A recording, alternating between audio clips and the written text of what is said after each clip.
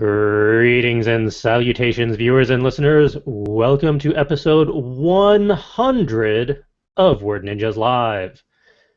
Yay! For all 100 episodes, well, no, 99, someone took over for one of them. I have been your instigator of literary insanity and creativity, Charles. Joining me tonight are my regular co-hosts, Will. Hello! Justin. Now that Calvin's not on video, I should check and see if I can get my lower third working. And Calvin, who has been eaten by a grue and is in complete darkness. Because technology, but he is there. What else is new? Well, it is episode 100, and it is also a few days after ConnectiCon, so as per usual, we are going to do a convention review. And we're doing it at the top of the show, because why not?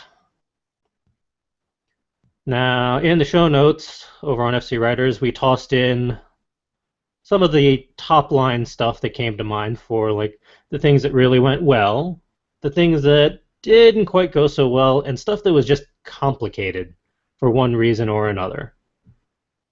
Because saying the good, the bad, and the ugly is becoming a little cliche. So we have the fabulous, the unfortunate, and the complicated. Now, I'm hoping that we can open this up as just a roundtable discussion to focus on all the good, bad, and funky stuff, rather than just going down the bullet point list. That's more as a reference. So, starting things off, for the crew, how did things go well for ConnectiCon 2015? What were your perspectives on it? And you're going to have to say this out loud because, granted, this is a video stream, but for the audio podcast, people would appreciate sound. I think it went as well as ever. I think I said before we started that ConnectiCon seems to be becoming our least stressful convention with every passing, which is definitely a good thing because it's good to avoid stress. And it's also the longest running convention that we've either attended, been vendors at, or been press at this point. Indeed. We're practically regulars. Yay! But yeah, I think this was the smoothest convention logistics-wise that we've had so far. From getting there, not counting traffic, there's not much you can do about that. But by now we've gotten it down to figure out where we can park and how that all works out. Hotel is more or less the same as usual. We just do the Marriott right next door. Surprisingly, there weren't many elevator shenanigans this year. So even the hotel stuff wasn't too fussy. Got our badges no problem. Didn't even need to show my printouts. Got the press badges no problem. There wasn't even a line when I went and got my Thursday regular person badge. I think that was just luck. That's fine. And one elevator was disabled for 2 out of the 3 days. It didn't seem to affect the traffic flow that much, except on the exiting day. But they did. I thought it was fine, and no elevators were destroyed by people jumping up and down. Which is always appreciated. And I'm sure. Well, Ed had some interesting elevator going on that happened.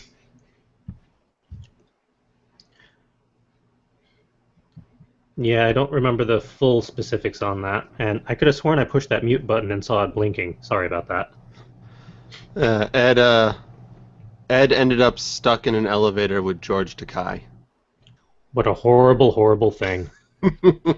Yeah, that should go on the uncomfortable list.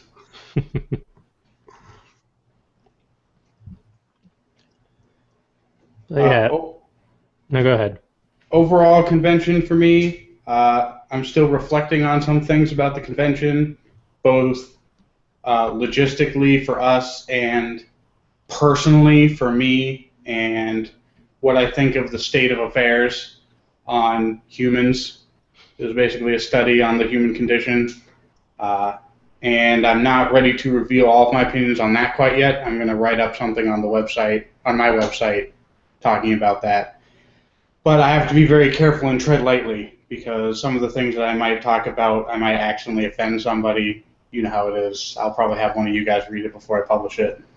Okay. But it was very relaxed. Everyone was very friendly and nice for the most part. I didn't have any drama or weird things going on. Everyone seemed to be there just to have a good time. And I think I was the only person that wasn't in a costume the entire weekend.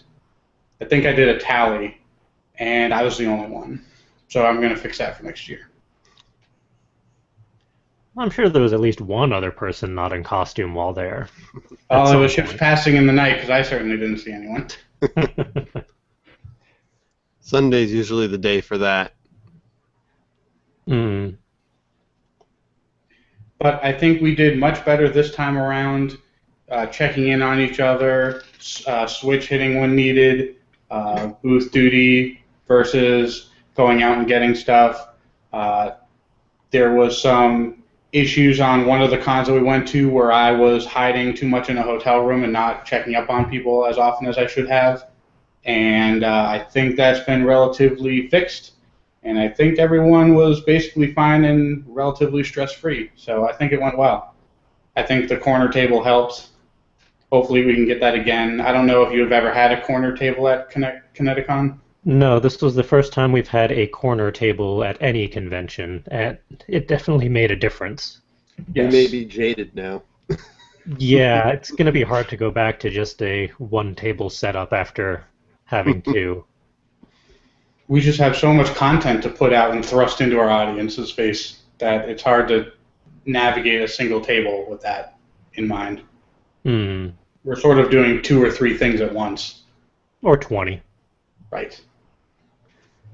But yeah, I think having the corner set up on the... Oh, we lost Calvin. On the southern side, as it were, of the room, away from the special guests, was kind of the best balance for our style, because we didn't get overloaded by people checking out the special guests. We had plenty of space on both sides, so we had easy ways to get the flow of traffic, either to talk to people or to sell stuff or answer questions, whatever came up. And as always, we're forever tweaking our actual booth setup because we keep adding things, swapping things out, seeing how stuff works. We've already talked about that off air to figure out just how we're going to try for the next one. But the fact that we've been able to try stuff out and experiment has been fantastic and very helpful. And as this is our hometown convention, as it were, we got to see a lot of old friends. A lot of people have remembered us after 4 years now, and they managed to stop by and talk to us and catch up, which is always a delight. We love seeing old friends. And we got to make a lot of new friends. I think having the giveaway box might have helped with that. I think we made a lot of people happy with free books and stuff. Find more free books then. We still have probably about 40 or 50 books from Book Expo and BookCon and stuff like that to toss into the box, plus whatever else we manage to add in there. So Excellent. I think ongoing, at least for now, we'll still have a giveaway box of some sort with, of shiny baubles when we're at conventions. Because a lot of that stuff we got for free, so we don't really have the right to resell it, especially if they're ARC copies or signed copies and stuff like that. It's not really our place to put a price on them. Hmm. And we like sharing with people and making new friends. Let's see. And as far as press was concerned, I think we took advantage of that to the most that we've done so far, even, or maybe at least to the same level as Book Expo. We didn't get as many on-site interviews as Book Expo, but we have a lot of good contacts that we're going to follow up with and get lined up for the podcast in the near future. I'm going to be spending the next several days focusing on that to make sure that they actually happen. And I'm going to be pushing the Book Expo contacts as well. So hopefully in the next few months, we'll actually have a solid lineup of special guests to interview and talk to and all that. And specifically, we got to interview E.A. Rappaport and Sal Del Greco from Owl King Publishing, which was a fun interview, and I think one of the best ones that I've done so far, mainly because someone directed me on how to make it the best one I've done so far, which was highly appreciated. Wait, we have a director? Who's that? I don't know, some dude behind a camera. Hmm. Who knew? I should meet this guy one day. Yeah, maybe he can give you tips. Yeah. Fingers crossed. And just for the record, you're coming in pretty quiet on that end. And we're still How going about now? over. Try again? How about now? Better. Okay. Uh, Oh, I've been in a loop. okay. We're still going over the stuff that worked well if you want to chime in.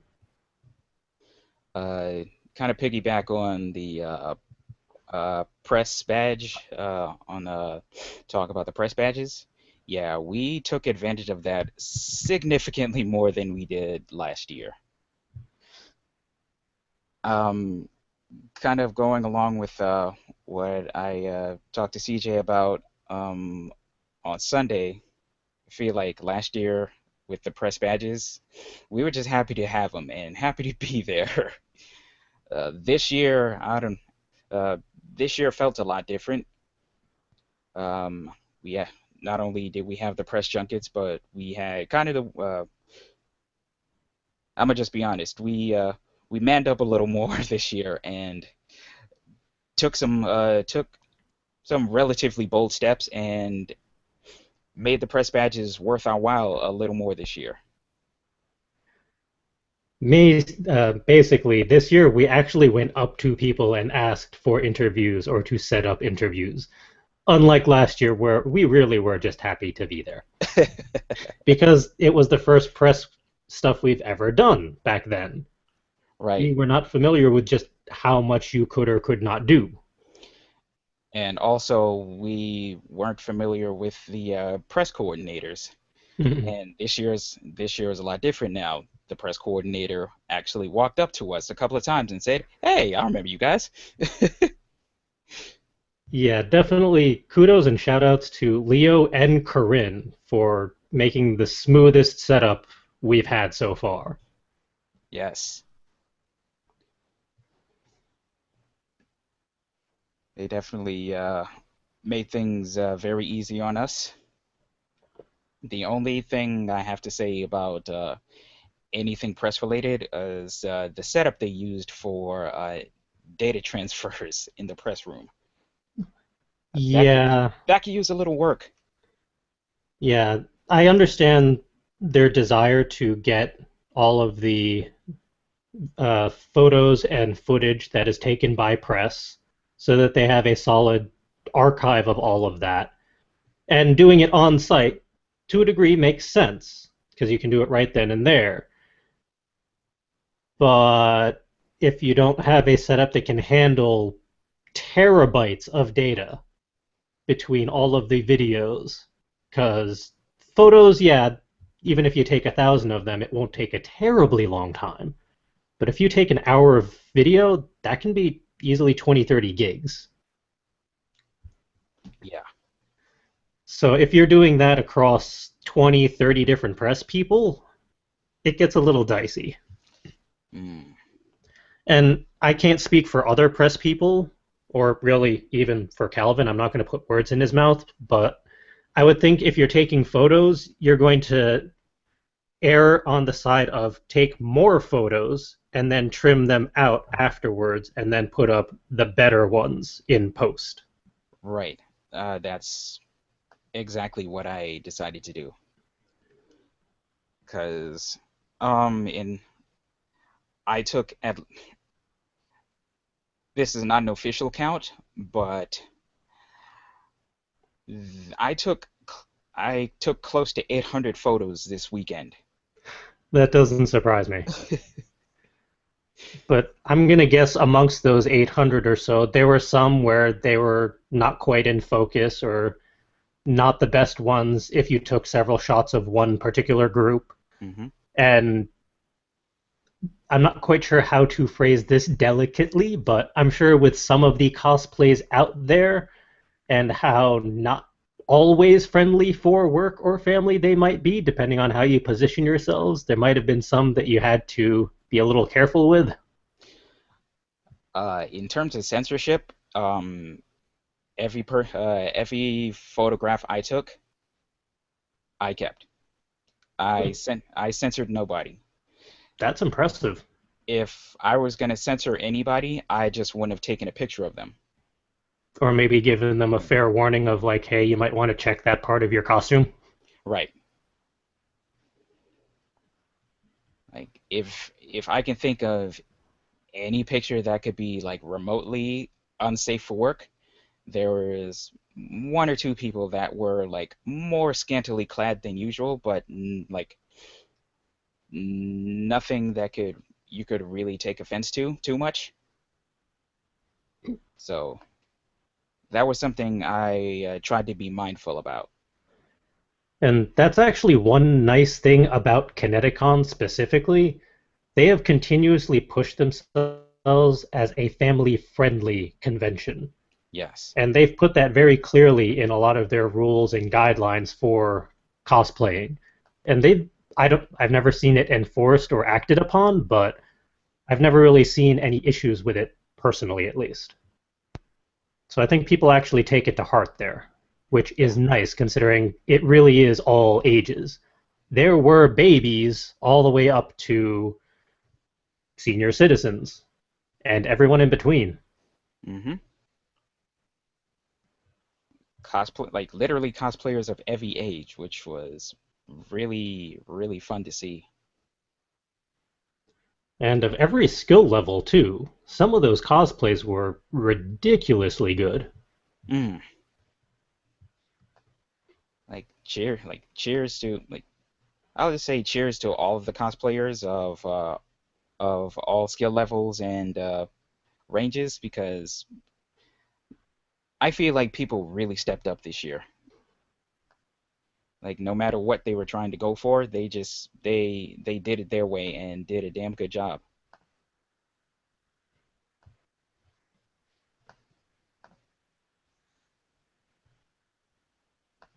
All right. Is there any other. Oh, there was something else amongst the fabulous. We were actually interviewed, at our booth no less, by Alistair Book, who is actually a talking book puppet, which was most entertaining. And I saw that from afar and didn't know what was going on. That wasn't when I was at the booth, but I came at the tail end of that, and I was like, "What the?" you've And never been so, interviewed by a talking book before. no, I have not. Now I know what that was, and Yeah, I can rest easy at night. yeah. Alistair Books is a book review site. We'll actually promo it later on, where the book puppet does book reviews, and it also does interviews at conventions. That was fun, and definitely kind of a highlight. It's a little weird to be on that part. Well, it's normal to be on that side of the camera, but to be on that side of an interview, I should say. But that was fun. Are there any other fabulous parts to ConnectiCon that we would like to discuss? One thing that I found cool, and this is only because this was my first ConnectiCon, so maybe this was there every year, but I really liked that there was a cosplay repair station where there was just a set of rooms dedicated for if part of your costume broke, you could go in and they would help you fix it up. I thought that was really creative and a really good use of space and a good service to provide for the people that are there. Hmm. I Um, don't know how long they've had that running, but they've had that for a little while now, I want to say. I know it's been there before. I think that was really cool, and that's something that stood out to me when I went. Oh, Uh, Other good things, uh, the food at the convention floor. There's two groups of convention food. There's moderately priced but horrible food, and then there's overpriced but good food. And I will always choose the latter over the former for something that I appreciate. And the food there was good. It didn't give me horrible indigestion. The chicken tenders were massive and was like all white meat chicken. It wasn't like processed through a sieve. And the burgers were fine. They had pickles on them. They were nice and thick. It just looked. It was just. And I had a pretzel, and usually, pretzels, soft pretzels can be hit or miss. Sometimes they can be really soggy or really salty. This one was like really well balanced. And yes, everything was stupid expensive. But you're at a convention in Hartford. Of course it's going to be expensive. So I'm not putting that in the bad category. I'm putting that in the I would rather have expensive and actually good food that doesn't make me horribly ill. And so I was happy to see that, even though I did eat the same thing like 3 times in a row. we A all did. little, a little more variety wouldn't have killed them, but Hmm. what was there was fine.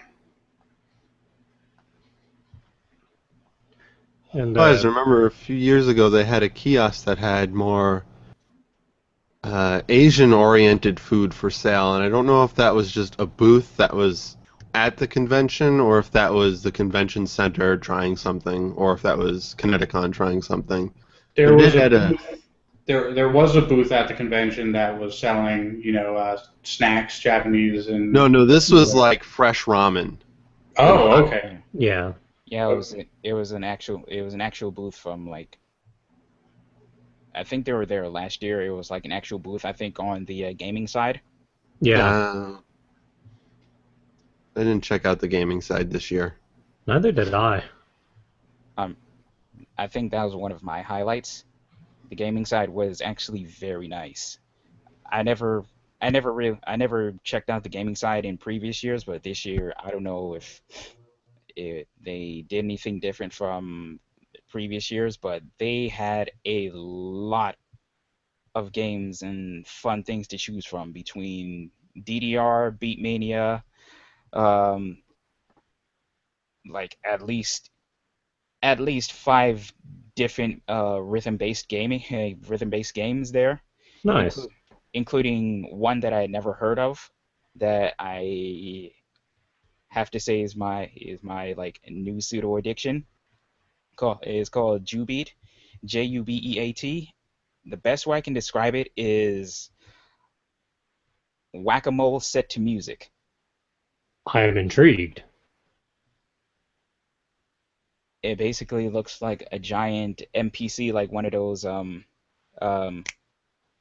drum machines with the 16 pads, but each pad is its own little screen, and you have to hit each button on the beat. The screens on the pads will let you know which pad to hit, and you have the music going and the pads, and you have to just basically do your best to hit each pad on the beat. Lots of fun.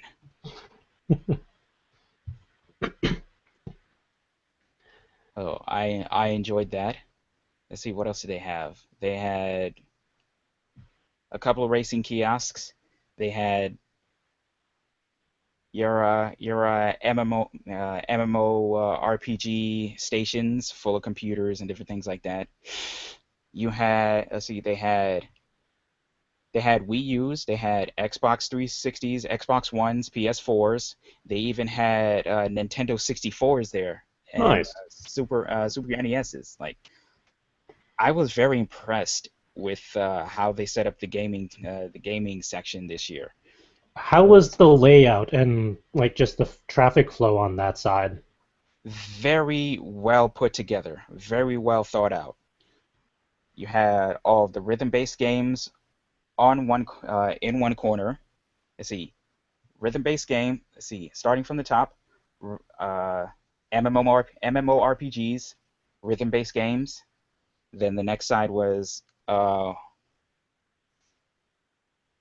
the console games, more MMO RPG games, tabletop games, and like the rest were uh, just more tables that you could set up, or more tabletop gaming, or just sit down and chill out.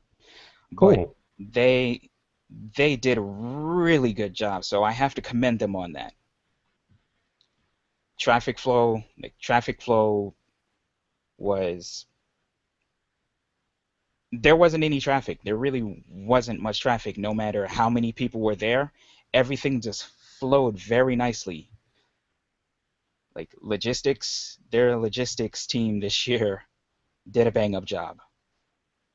And I think the same can go for the other side, with the exhibitors and the way they set up the Yeah, I wanted to make on-site. sure that that was touched upon because that was incredible.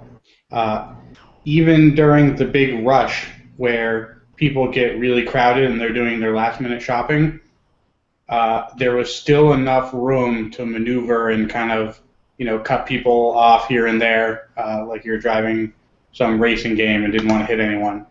Uh, Everything was very well spaced out. I've been to conventions as a person walking around and as a person behind the table where the hallways are just too small and there's too many people.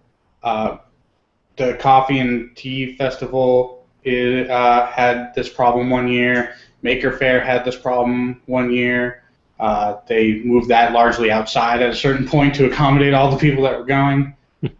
And I was very happy to see the floor space, and it was largely well utilized. Um, they could have left a little more room in between the signing tables and the booths adjacent, or the booths across the street. I think that was the only space that was probably a little tight, because if there was like a line of people waiting to sign something, it was basically blocked that uh, thoroughfare. But everywhere else was fine and well spaced out, and I was very happy about that. Yeah, this was the most open the vendor and artist areas have been that I've seen. And there have been some years where I really didn't quite see what the coordinators were envisioning for traffic flow, and it got pretty funky sometimes. But this was the smoothest I've ever seen for any convention I've attended, really. I never got bottlenecked or stuck anywhere. I could still easily get around no matter what, even if I had the cane or anything. It was surprising and kind of nice. I think new convention runners or inexperienced convention runners don't realize that there really needs to be four lanes of traffic, two dead zone lanes where are the people that are just standing looking at goods and making purchases, and two travel lanes, one in one direction, one in the other. Hmm. It helps to have a middle lane that's passing, but and then when you think, oh, it only needs to be shoulder width apart, well, that doesn't really work either. You need to have some swinging arm room. So I'm glad that they've. I don't know what it was like last year, but I'm glad that it was the way it was this year. Last year was fine from what I remember, but this year was the lanes were even wider, and I feel like they may have took an aisle out entirely, which may be why, Yeah, but I I'd was have to look at the actual programs because I saved them all, and I'd have to compare. I didn't think to do that. I wanted to ask you and Will, did it feel like there were less vendors in the exhibit hall this year compared to last year, or about the same? I want to say less this year. This might not fit into a fabulous, but the one thing that seems to have been going around the past couple of years with ConnectiCon is that they've been gradually raising the prices for booths for things. I think especially for the dealers in the dealers room, and that has over the past couple of years scared some dealers off. I know Sarge's Comics used to go every year, and then they Hmm. stopped because they just didn't want to pay the price for the booths anymore. Hmm. Yeah, and I know for us, we make it happen, but it is not cost effective by any means, at least for what we are currently selling there. This is probably the second best year we've had at ConnectiCon, sales wise, but we didn't even get close to making our costs. And that's just something that we've accepted because we're not really there to make money. We're there to network and make new friends and provide resources for creative people. That's why we started this whole gig in the first place. And conventions were just an ideal place to get the word to a greater diversity of people. Unfortunately, you still need to try and balance it out eventually when all is said and done. Like, if they were to ever double their prices or get to double their prices one of these years, chances are we would have to eventually bow out just by simple logistics, no matter how fantastic the show is. But yeah, prices probably did factor in for some vendors and artists. And I have commentary of that as well for the not fabulous. But one other thing that, before I forgot, again, that I wanted to toss into the fabulous was acknowledgement and due representation for a lot of everything, really. They had a lot more acknowledgement of cosplay is not consent.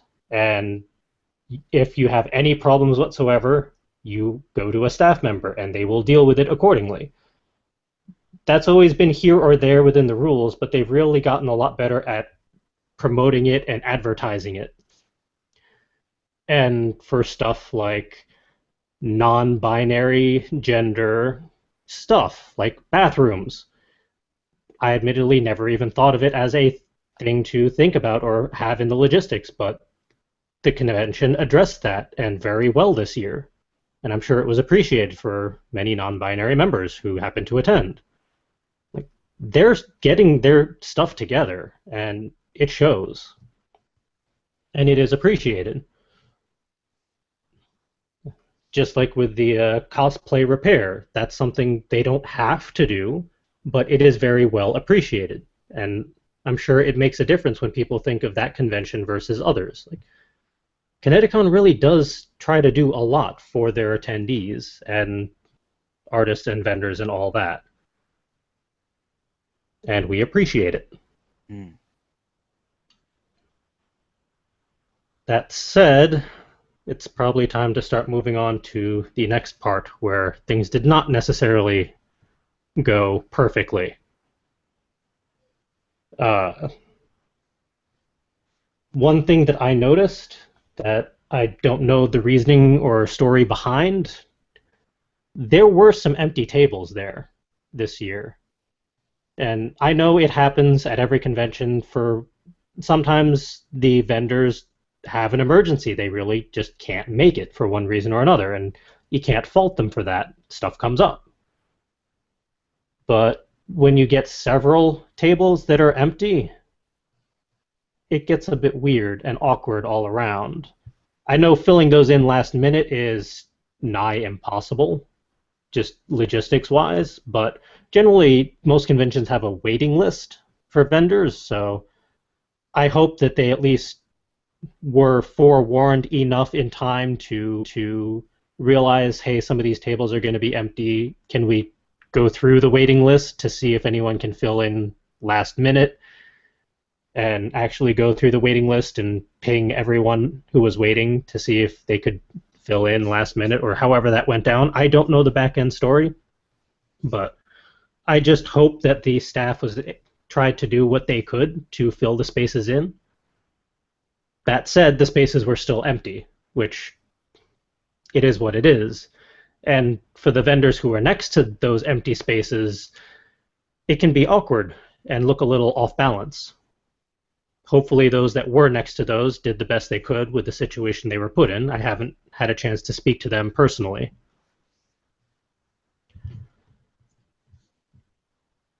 And the most frustrating thing for me was that even with 5 people in the crew, we couldn't do everything. We didn't even get close. There was just no way. We didn't even do the fun stuff that we usually do in the evenings because we were so exhausted from doing everything else, which is sort of a good thing and an unfortunate thing. You know, it's good for the convention. They have a lot of stuff going on. That's Yeah. great news for them. It's unfortunate for us because we are at a vendor table, 8 hours a day. So sometimes it's Mm. hard for us to get out and do other things.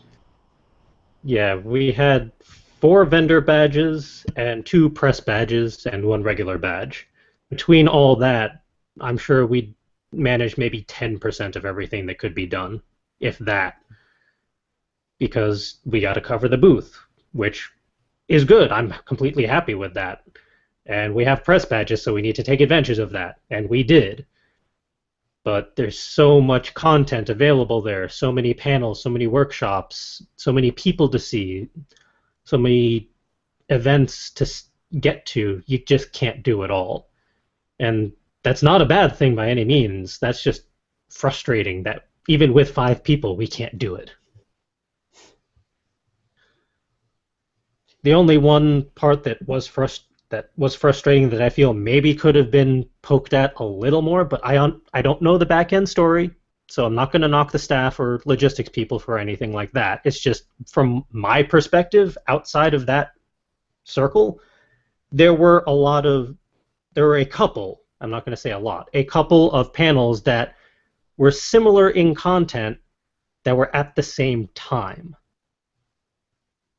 and they were literary panels, which I kind of wanted to get to, but then I had to make an executive decision on my end, like which one do I catch, or do I do one of these 5 other things that we can do at that time?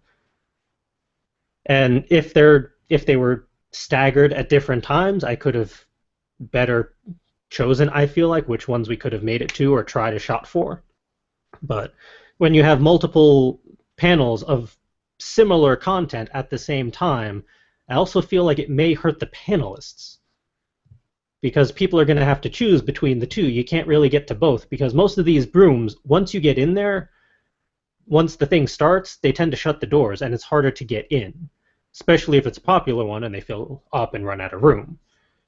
Now, I can't say how those panels went because I was unable to attend several of them, and I was unable to talk to the panel people, or the ones who ran the panels, I should say.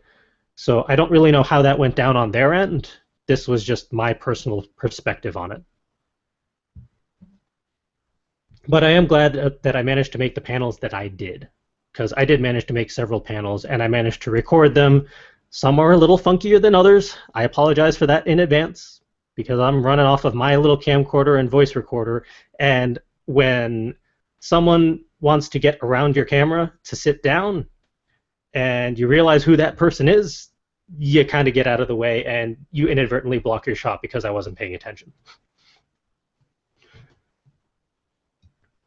Because when someone like Duke Nukem wants to go sit down, you kind of let him go sit down. I don't mind kind of messing up my shot for 3 seconds because of that. Fair enough. Mm. He is a delightful person, so I don't mind. But I apologize in advance for that recording.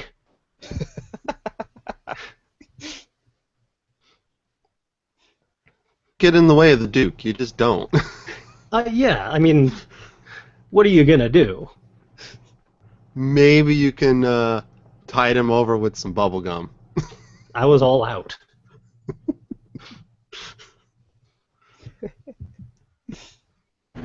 One year I want to cosplay as Duke Nukem with just a big bag filled with bubble gum that I give out to people.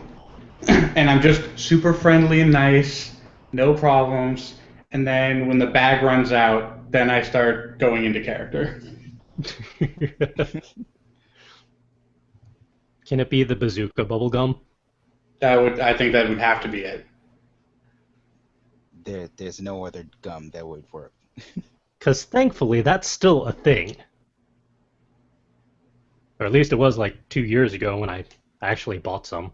I hope it's still a thing. Because those comics are amusing. As for 2 other unfortunate things, one was there was some off on some timing for opening and closing the vendor area. I remember there was some late opening of some doors, and there was some late herding the cattle away for cleanup time. It wasn't that far off from the real time, but when you're there for 8 hours and you're just at the end and you're watching the seconds tick away to the end of booth duty, the extra 10 minutes that you're sitting there while they haven't yet, pulled the siren can be a little bit frustrating. But that's more my selfishness than anything else. And then the other thing I would say is that the staff, I don't think, stood out enough. They had badges that had the little ribbons on the bottom for what their positions were, and I think they might have been wearing matching shirts. I can't really recall, but they a lot of them were wearing a black shirt with some small writing on it. I really would have liked to see some big bright orange shirt with just the word staff on it so people could easily find them. There was a point where I was going to ask somebody for the lost and found, but I couldn't tell who was a security checker guy and who was just milling about next to the doors. And I found that a little uncomfortable to try to decipher that. And I didn't know who was hotel staff. I think they had some, or some general convention staff was there. I couldn't tell, and I wish that it was a little more obvious. And maybe I'm dumb and it was very obvious for most people, but I would have liked bright neon lights. From what I vaguely perceived, yes, there was convention staff there. They're always there in some way, shape, or form. They have uniforms that I want to say are vaguely familiar to the ConnectiCon staff uniforms as well. Unfortunately, most of the stuff is you wear black. That seems to be the general standard. I know some years they've given volunteers neon-colored volunteer shirts to kind of make them stand out more, but I'm blanking on what the staff uniforms were back then. And I only primarily dealt with press staff this year. And they were in a room behind a counter, so it was pretty obvious which person you need to talk to. They were primarily in the staff room, so it was pretty easy to pin down that. There are people that visited our booth, playing with the typewriter or looking at our shiny baubles, and it was only until later that I realized that they were a staff member. It's just, I would have liked it a little more obvious. Maybe wear a staff hat or something. Something obvious that even the most blind person can tell would have been helpful. Yeah, I know some conventions do have a very easily identifiable piece of clothing, and then they specify that in their brochures and stuff. If you need a staff, look for this color hat or this color shirt, or it'll say very blatantly staff or security or whatever. But I don't know how that went down this year because I admittedly was not paying attention for such things. I would argue that if it was obvious, you would have subconsciously ended up paying attention. So, quite possibly. Although knowing you, possibly not. Yeah, I am kind of blind even with these on, so. But yeah, that was the only other really awkward thing that I had. I have a couple infuriating things, but only one is related to the con itself. The only other unfortunate thing that I did not personally experience, but I talked to some who did experience it, was the pre-registered printouts that they gave for the receipt so you could get your badge. Apparently some of them didn't scan properly. So some people had to basically repurchase badges. Oof. Which, that's just rough. And I know with any system like that, errors do occur. It's kind of inevitable, just statistically, but that's still rough. And I hope they were able to get some sort of refund or prove at some point that they did pre-purchase. But we went through the vendor system, or the artist colony pre-registration system, so all four of our badges was just proven by email. So I think Justin's the only one that can speak to the pre-registration for just regular attendees. For me, it was very smooth. That it says right on the email, do not fold the email because their cards are a little sensitive. And so the barcode would scan fine for me. I would have to talk to the people that had problems, but one thing that I know that a lot of people don't understand about the barcode readers is a lot of people think, oh, I have the barcode on my phone, so I can just open up my phone and get it scanned that way. Yeah. And that only works if your phone is at full brightness. If you have one of those adaptive light things turned on or your brightness is too low, the scanner will not pick it up. I did not know that. So I wonder how many people went with their phone and got totally screwed because they didn't have their phone on full brightness. Yeah, between brightness and screen resolution. That's another important thing. Yeah, you can't have a Nokia 9300 from 1993. But why not? Not enough pixels. Well, that's good to know. Yeah. I've seen people have trouble with that at like airports and stuff, Hmm. and like going to the county fair, and I'm just like screaming internally, turn your fucking brightness up, for God's sake. Have you ever suggested it to someone out loud to see if it would work, and then it did? Yes. Usually I'm not close enough to that person in line, and I don't want to shout it out. And Okay, maybe fair enough. their phone is at full brightness, but it's not bright enough. Just it's not a good enough quality to actually scan, so I don't want to embarrass them. Hmm. But yes, I have been like going to like the Big E. That was when I figured that out because the I went through fine, and then one of my friends tried to go through, and he couldn't get through, and I had him turn the brightness on his phone all the way up, and it worked.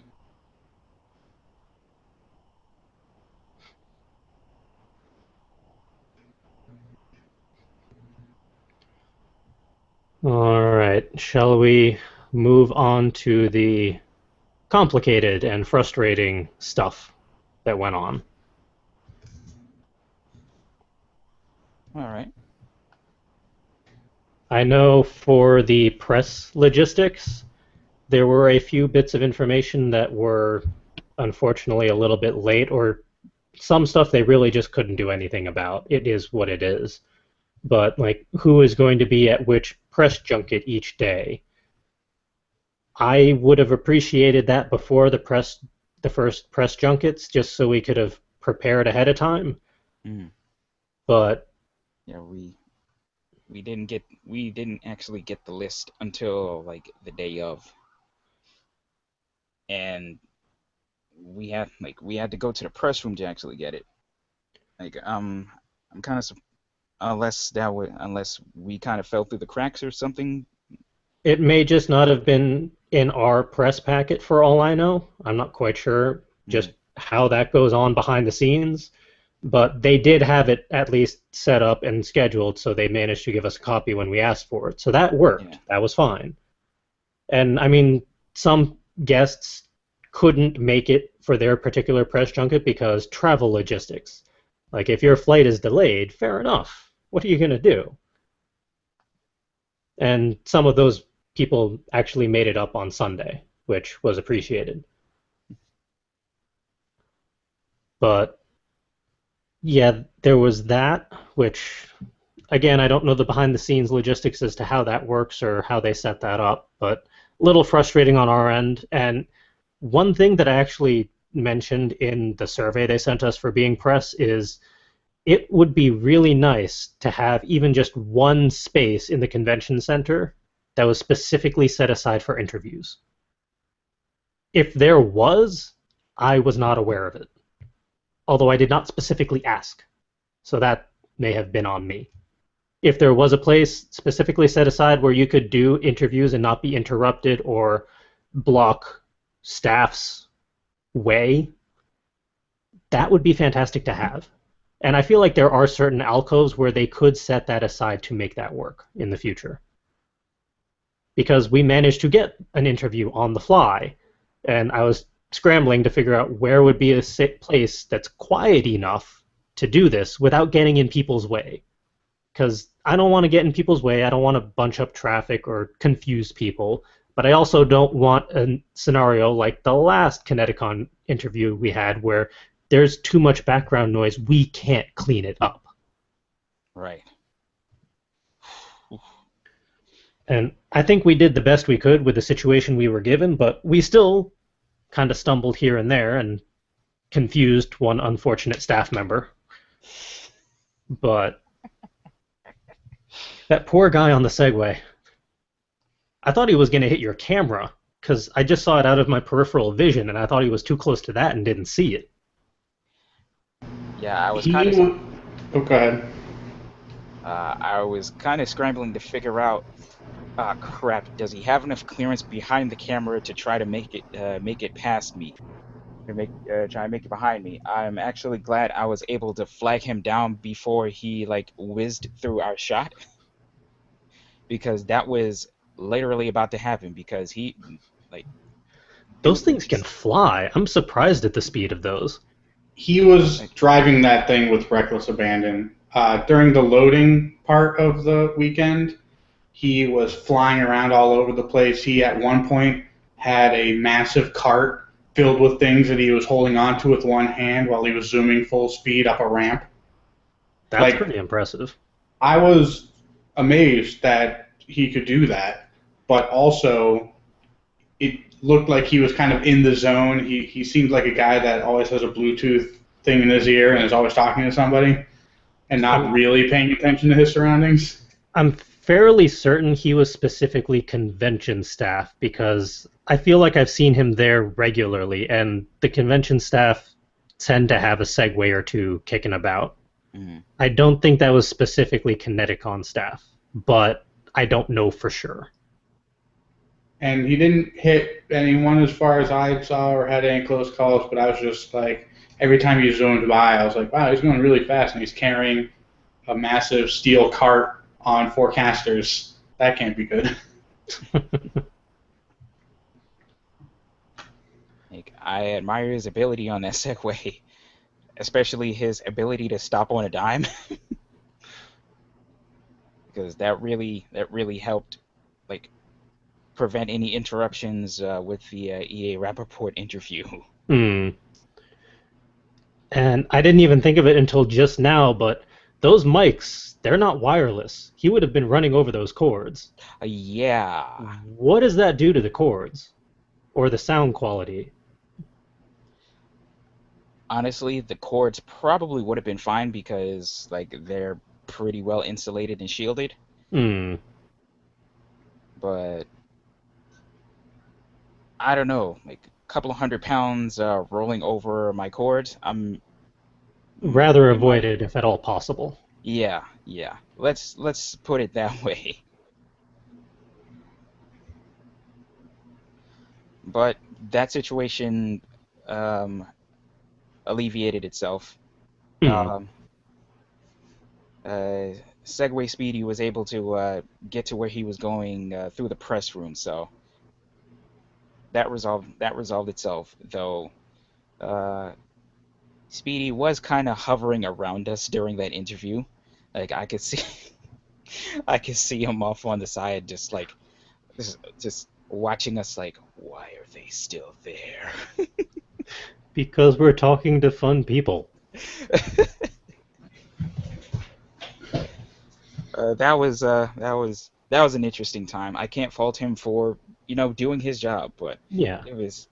And to kind of put this thing in perspective, we were in front of the press room in a slight little alcove where there was a balcony to the other side of us that was blocked off with a sign saying specifically for convention staff only. So we did not go past that sign once I saw what that was specifically for. So he just wanted to get to the balcony because that was his safe area, as it were, so he could probably go flying to get to the other side of the convention hall. And we kind of threw that off. But I figured that was a safe enough spot, considering all the people, like all the 10,000 people at ConnectiCon. But we just timed it perfectly. Yeah, we always find a way to get in the way. Yeah. But next year, I definitely am going to ask, like, if there's a specific area or a suggested area where we can do interviews that will not get in the way of attendees or staff or anyone else for that matter. Hmm. Because if they do have a suggestion or they can set something up, that would be good to know. We made the best of it. Yes. And as it was Hartford and the heart of Hartford, as always, food logistics are kind of an adventure. An unavoidable adventure, considering it's Hartford. It's not really a night town on a regular basis. So a lot of stuff closes early, and there's only so many options. But we made do, although I do feel very sorry for that poor delivery guy, who was just the one delivery guy for that entire place that So night. there were actually two delivery guys, it turns out.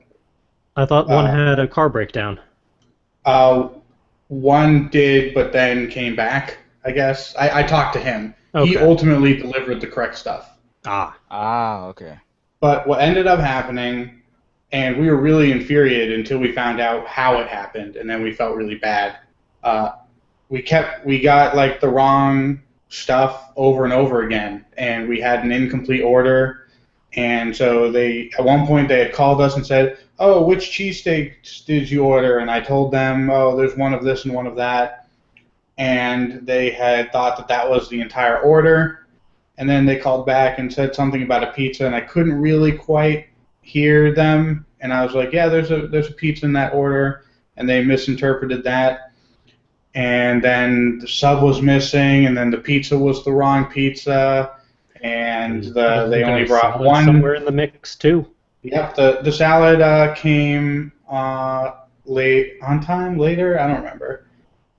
No, the salad came first on time with the two first subs, so that was fine. Hmm.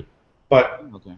there was, uh, and then there's like a 2 liter bottle of soda that was missing. Anyways, so what ended up happening is the order that we made on their online site and the company that they used to run their online ordering was so large that it broke their display, Oops. and they were unable to view more than like half of a line of our order. And so when they had called about the cheesesteaks, they thought that that was the only thing on the order, literally, because that's the But only thing they could see. then again, a $75 order for two cheesesteaks, It should have raised a red flag, or at but least a I yellow one. right. They're uh, it was convention. They probably aren't used to that volume of people calling all at once. I mean, these Yeah. guys were running back and forth because I guess they were like right around the corner. Yeah, they were only a block or two away, and they did make very good food. I'll give them that. But Yes. I think it was just kind of a clusterfuck all around, unfortunately. Yeah, and I don't blame them for the online ordering thing. Uh, it would have been nice if somebody that didn't have an accent was on the phone, because accent plus phone distortion doesn't always really work out very well. They should hire somebody just to basically take care of the phone stuff for that kind of thing. That would have been easier. But again, that has nothing to do with the convention Mhm. itself. Yeah, that was just more our Right. personal experiences. Just like the CVS being closed on Sunday was kind of frustrating, but not really the convention's fault. Yeah, and I mean, we made do. One thing logistically that is the convention, or I perceive to be the convention's and the hotel's fault, was all the ATMs were out of money Sunday morning. That's not surprising, but But if you know that you have a convention where people are spending money, yeah, Saturday night at 3 in the morning, back up a Brinks truck and refill those things. There's no excuse to not be able to. There has to be a way to be able to set up a special delivery date. And they know when the convention is. They could set it six yeah, months in advance. There's that's no probably reason for more. ATM machines to be completely empty. I'm going to guess, but I legitimately have no clue. I'm just guessing. That's going to be more on the convention centers side because they're the ones who rent out or lease or whatever the ATMs. I want to say they're Webster Bank off the top of my head, but they may be just a random third party for all I vaguely remember.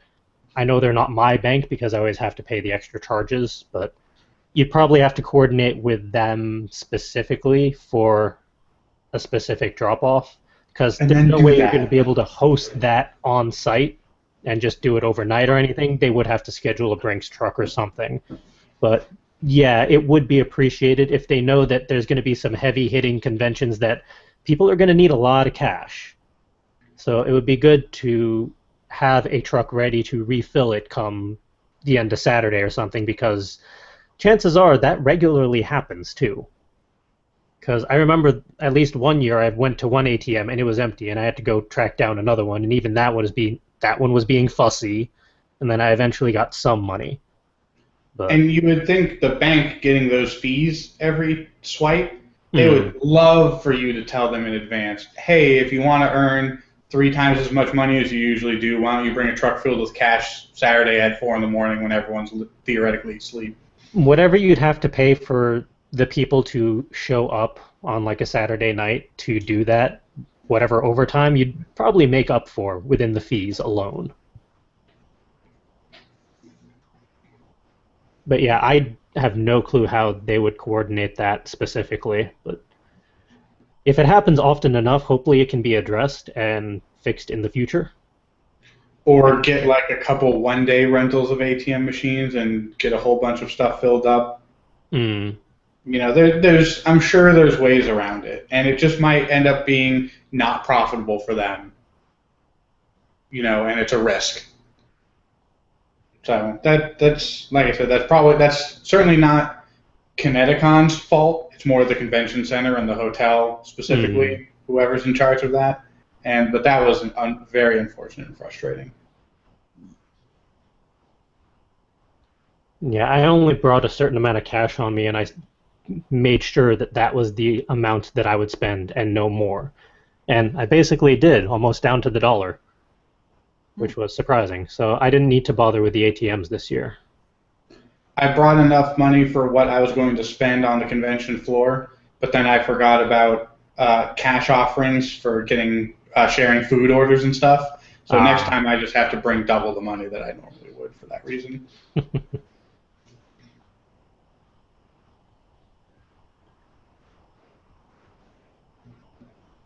let's see, what else did we have in the notes?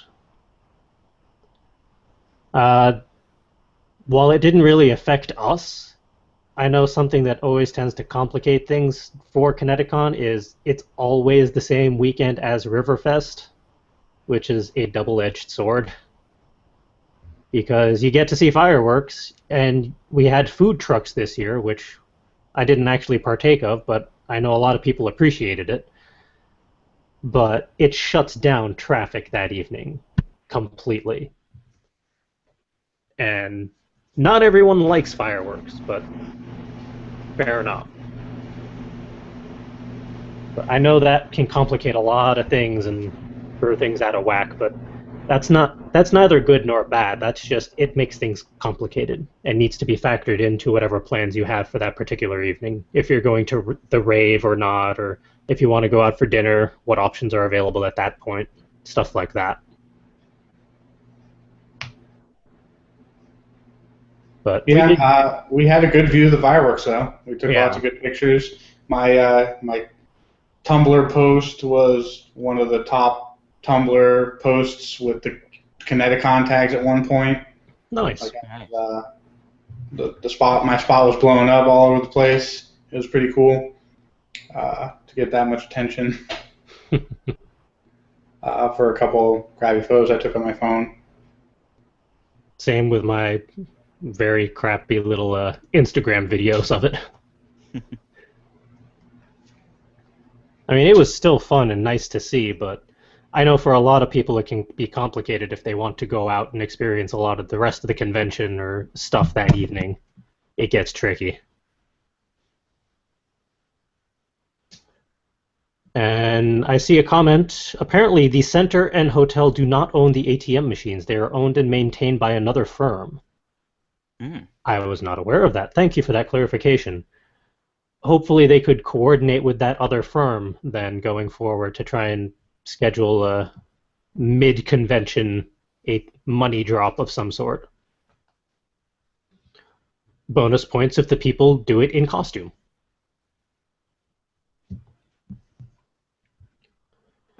Triple bonus points if they do it in payday uh, uniform costumes. That would be pretty amusing. Dangerous, but amusing. Yeah, I feel like that would cause more harm than good.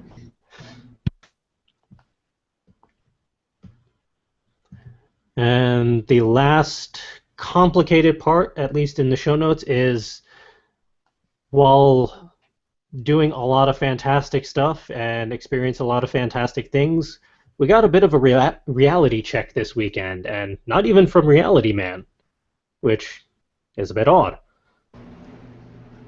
But it was a needed reality check because it was kind of confirming some of the things that we've been talking about and debating about back and forth for the last couple of weeks, or at least kind of thinking about in the back of our minds. It's stuff Which, that we had all at one point brought up in a questioning tone at one point or another. And I think we've been doing that for a lot of stuff, like and I'm sure you'll get into some of it, but like the booth mm, setup and the stuff that you're specifically talking about. We've all kind of brought it up, but we've never, we've never really, with that in our mind, experienced a con and kind of reflected on it. And two, had somebody from all the way outside comment on it, which sort of sets all of our questions in stone at that point and really cements it in.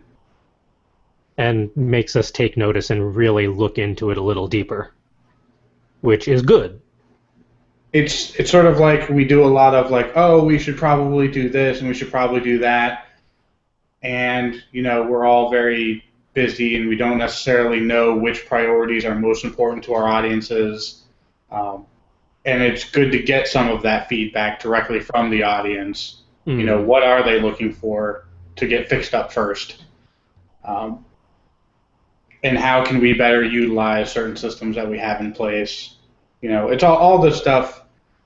It's sort of like a priority check, and oh, hey, we really do need to fix this because this is a Yeah. problem. Not so, for stuff like the booth setup, you're kind of like, okay, well, this is pretty good, and this is fine, and we've done it like this before, and we don't really we haven't really reflected. Well, I should say I haven't really reflected until this con.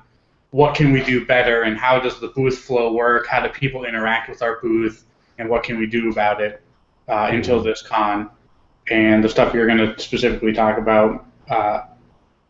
It was also good to get an outside voice in saying, not necessarily, hey, you were right, but hey, you should really look into this more than what you've been probably dedicating your time to. So I was happy Mm. to get that feedback. Yeah. And we're going to go into greater detail on that very shortly, but I wanted to give everyone a chance, one last shot, if there was any other part of ConnectiCon that you wanted to discuss or any other experience that really stood out, whether good, bad, or otherwise. Basically, for me, like my aha moment happened on Sunday with the realization of how much power my press badge actually holds. Which you And utilized responsibly, I want to say. thank you. Like I didn't want I didn't want to abuse my privileges, but at the same time, being completely new at all this, I needed to test the waters. And the old that old saying goes, closed mouths don't get fed. Mm-hmm. This was the perfect example of that. Like probably for a lot of other people, this is like this probably like one of those things that seems to be like common knowledge or just old hat in general, but like there's an intimidation factor um, when it comes to like being new to the convention, like one being new to the convention scene, two being even newer to the press badge scene, and three being like a massive fanboy in the midst of like having so many people that you have such an immense love and respect for being literally just several Right feet there. from you. Yes.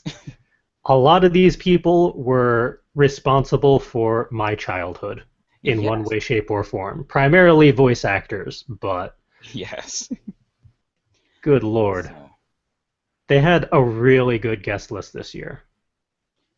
like, I am very impressed with them, especially seeing the other convention that they compete with every year.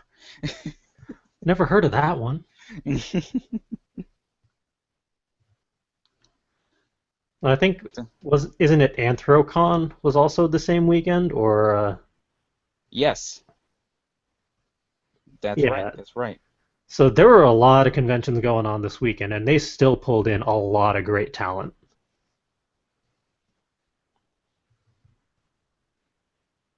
So yeah, with all those different factors taken into consideration, the fact that I was able to get a few minutes with Maurice LaMarche is just completely mind blowing for me. And I just had like a super fangirl moment with Will after I got that interview. I was on a similar level when I managed to talk to the author of Dominic Deegan because that was my favorite webcomic ever. And it still holds a special place in my heart, even after it's finished after 11 years. But being able to talk to him and hopefully schedule an interview in the future with both him and Garth to talk about their joint endeavor and their old school endeavors. It's ridiculously awesome to be able to do something like that and to have the opportunity. And I'm really thankful that ConnectiCon has given us that opportunity, Mm. which is why I like doing what we can do for them and giving our honest opinion of how it's went because I managed to find all of my badges. My pop filter, wrong way. It's fuzzy, but right there, there. Those are my badges up on Ah, the bookshelf. I have, I think it was like 11 attendee badges, and uh, how, what's the breakdown? Because I listed it all, and then I forgot the list number. But it's become a little ridiculous in just 5 years. 11 attendee badges, 6 vendor or artist badges, 3 press badges, all across 5 years. And probably a good third to a quarter of that is ConnectiCon alone. That's just ridiculous.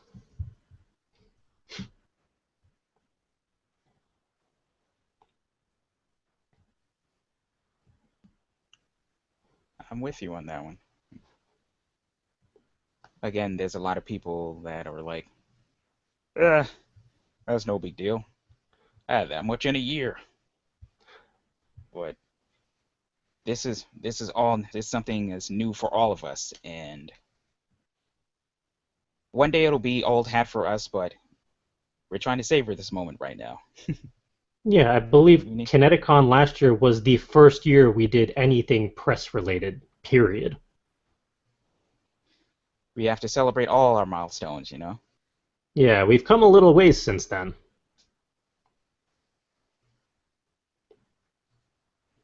And I think that's one of the things we should never forget, like how we've started from the bottom, like literally started from the very bottom, from attendees to exhibitors to press And panelists one year. and panelists. Whew, That was not a badge, that was just a little uh, flag sticker thing on the badge. but still, Hmm. it's funny. We're trying to figure out how we managed to survive this year. How the hell did we survive last year? Somehow. I honestly feel like we did more last year than we did this year. We did do more last year than we did this year. And I had bailed last year at the last second. Yeah, we were also a man short. That's probably why this was a less stressful year. Hmm. Before we get too derailed, I want to give Justin and Will a chance to wrap up ConnectiCon opinions, or just give one little anecdote of something that stuck out. And then we're going to migrate to the next segment. I'm poking through my badges over here, and ironically, last year's is the one I can't find. Go ahead, Justin. Everyone there was super awesome. One thing that stood out to me as an event that happened is an elevator had gone up to a floor, the floor I was on, and then I wanted to get into said elevator. But by the time I realized that elevator door had opened, the doors were already closing, and I was running forward. And normally what happens is people are rapidly hitting the closed door button to send the elevator up. Instead, this girl who was cosplaying as something that I didn't know, she had a big staff with a ball at the end of it, some decoration, and she reached her staff out through the elevator doors to stop the elevators from closing on me and let me in. And everyone in the elevator cheered and let me in, and it was super awesome. So if you're out there and you're listening to this, thank you again for letting me into the elevator. I'll have more comments and thoughts on the people that were around during the convention. I have to do a lot of self-reflecting on that first. And I'll write something up and probably talk about it next week. All right. I guess just having gone to the con this year, I can say, and I said this throughout the weekend, ConnectiCon, not only is it probably becoming our least stressful, so far it's one of my favorite conventions to go to. Just for, it's like the perfect size, the perfect blend of people, and the people there are always nice and interesting, and it's always just a good time no matter what, even with some kerfluffles and, some iffy things happen. All in all, usually it's a really good, enjoyable experience, and this year was no exception to that. Yeah, I think we all commented at some point or another throughout the weekend that we had a blast, or we were having a lot of fun at that time while at ConnectiCon, and that's been pretty consistent for us over the past several years, even just as attendees. Maybe we're just collectively lucky, because I know there's been a lot of stuff that's gone wrong for people that we know. A lot of our friends have had troubles and complications, and we've heard a lot of third-party horror stories with ConnectiCon specifically, but for us specifically, I think we've either gotten very lucky or just happened to be able to adapt and make the most of the situation, because there's 5 of us altogether at any given time there, so we can adapt and make the situation work to what we need it to be. So we probably have a pretty good advantage on that point, because we can trade out people at the vendor booth easily enough, because there's 5 of us. If one of us needs to trade out, we can make that happen. And even if we're short a few people, we can still make it happen. So for yet another year, I want to thank ConnectiCon officially for having us as vendors and as press. I think we can collectively say that we had a lot of fun this year, and Yes. we would love to be back next year. Agreed. All right. That concludes the convention review for ConnectiCon 2015. Now we're going to get into some nitty-gritty stuff, because with our reality check this weekend, it's really driven home some things that we've been doing and some things that we need to address and explain why we're making the changes we're making. We've been doing a lot this year. we've kicked off a lot of new endeavors, stuff like the Game Break series, and we've evolved the Muse Food series several times over this year.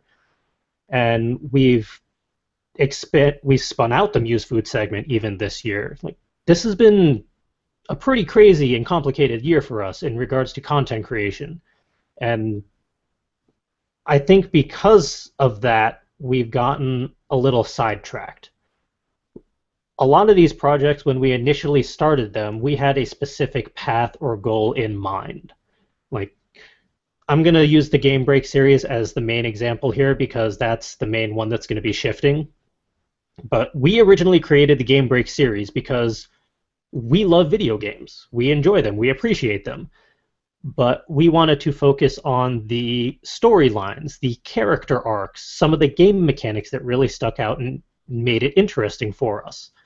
Because that's what we wanted to do. That's how we wanted to go about it. But we've never done game recordings before. We weren't familiar with it, so we figured, well, the best way to learn is to just do it. Try it out. And we did. And we've been very prolific with that. I don't have the specific number available, but we've been tossing out Game Break episodes Monday, Tuesday, Thursday, Friday, sometimes on the weekends as well, for several months now. We've gotten the recording part down, and we've gotten the voiceover part down. We figured out the logistics for all of that, and the behind-the-scenes editing and the posting schedule. We've made that happen. The complication is, because we've been pushing ourselves to go 4 days or 5 days a week, we slipped into the same style as a lot of other video game Let's Play recorders who just churn out the content. We were focused so much on putting out content that we dialed back on quality. We strayed from the path that we created. And I want to apologize for that, and we are working towards fixing that. We've really looked into it, and we're trying to go back to the core of why we wanted to do this in the first place. And we're going to try that going forward once we still have 2 or 3 episodes that we've already pre-recorded that we're going to put out. And then going forward, we're going to dial it back to 20, maybe 25 minutes of gameplay. So we're cutting the recording time in half, because an hour can be a little hard to get through sometimes, just for listening and also recording. And at the end of those, we're going to do 5 to 10 minutes of actual discussion of what happened. We're actually going to discuss the plot and gameplay of what we just went through, or some of the character arcs and what the characters are doing. Is it in line with what we expect or not? And even focus on some of the game mechanics and stuff like that. We're still going to do the live reaction recording, but we're also going to do a commentary track overlay on that for in post to explain, like, gee, I didn't spot this originally when I was recording this, but this was very interesting, or these are some interesting mechanics that I really want to highlight at this moment in the video, and stuff like that. That is more what we had in mind. And now that we've figured out how to do the recordings for the video and the gameplay and the audio and the editing and the posting and all that, it's time to actually do how we wanted to do it. So we're cutting back from like 60-minute episodes to 30-minute episodes overall. We're also dialing back posting schedule, because it's going to require a bit more editing on our end, and we want to bring it up to the quality that you all deserve, and to a quality that we want it to be, so that we can be proud of the work that we do.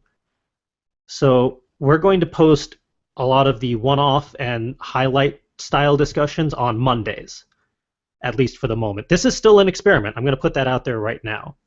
We're going to try this and see how it goes. It may change even more going forward. We shall see.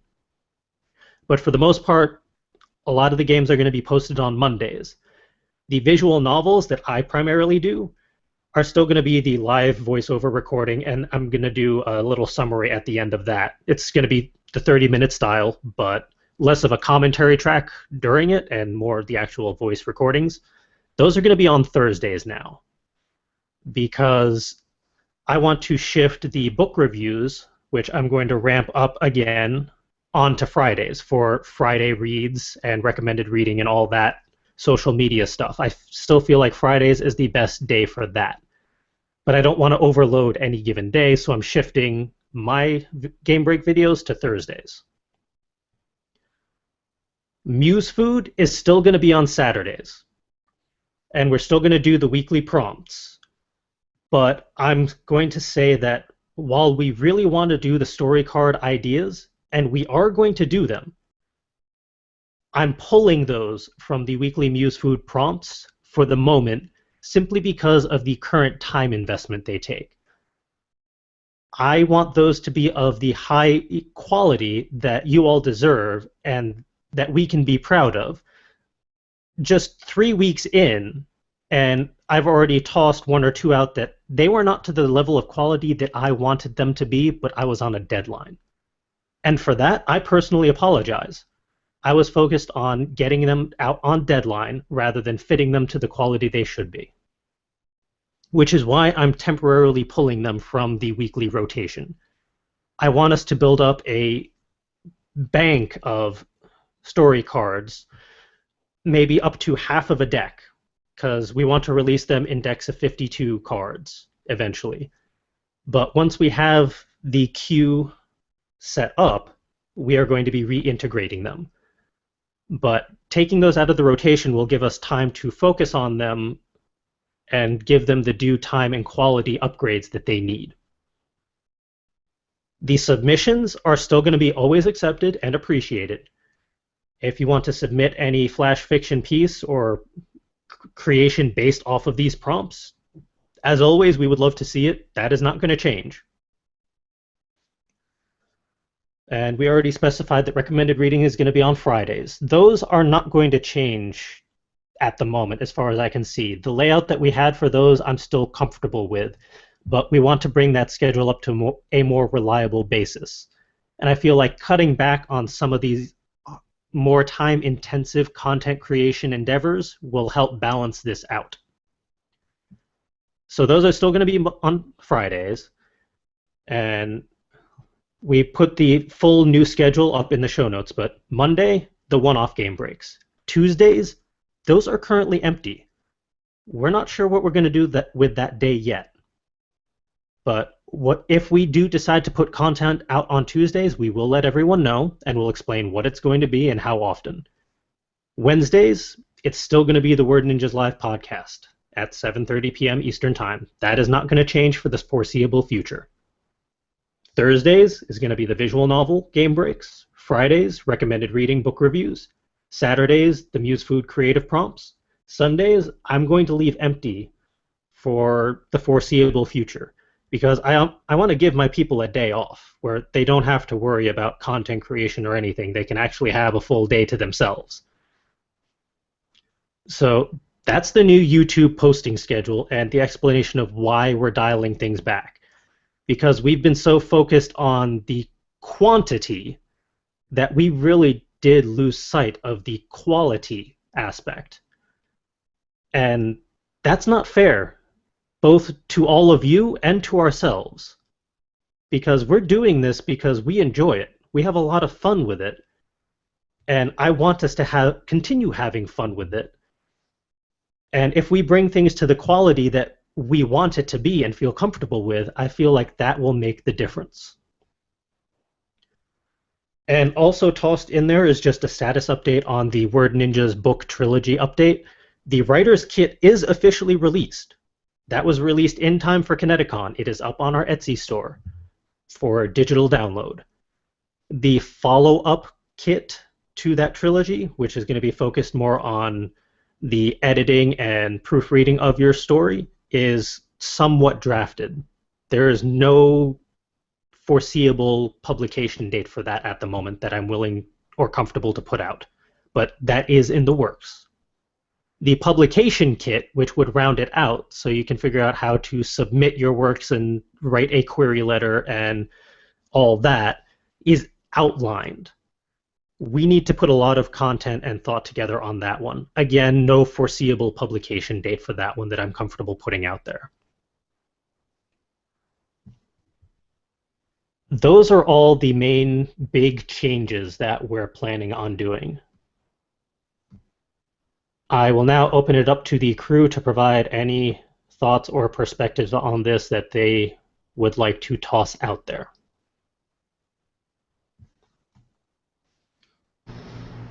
Or did I cover everything? I think you covered everything. I'm also really excited to do the story cards. Um, it's something that I've unfortunately not had the time to dedicate to properly do them. I have the idea in my head on how I want to lay them out and what I want to do, but everyone knows my schedule can be quite intense sometimes. So can all of ours, which has been one of the main problems in getting the quality to the level that we want it to be. Right. I will openly admit there have been some recordings that I've put out simply because we were on deadline. It was not necessarily to the quality that it should have been. I will not speak for anyone else. That is purely my own recordings, and for that, I apologize to our viewers that I did not give you the quality you all deserved. But we are working to fix that. And what I really like is that we're evolving, we're learning, we're adjusting, and we're very open and public about it. Maybe not the internal discussions, but once we've decided on those discussions, then I think the listeners and the readers will probably appreciate that. And one of the aspects of this group that I really have appreciated and really want to continue holding on to is that if we stumble or make a mistake or do something we should not be doing, we own it and we apologize for it. And I appreciate that, and I want to hold on to that as best as possible. And I feel like I'm going to let Calvin cut in so he can say what he wants to say.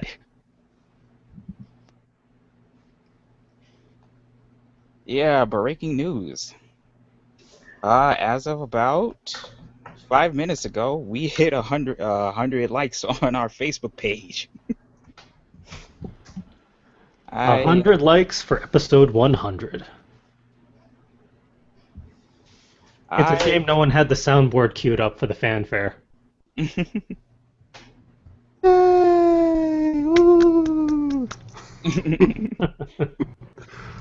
Wait. Is it? Oh, it's that one. Aha! Achievement unlocked. Yeah, I wasn't sure if you guys were getting the notifications in the private chat. But, I was paying attention to the show notes when that happened, so I didn't see it until I scrolled back.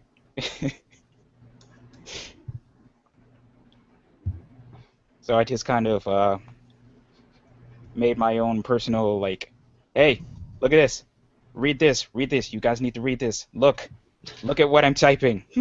And I think the last one came through for everybody just from reactions. Yes.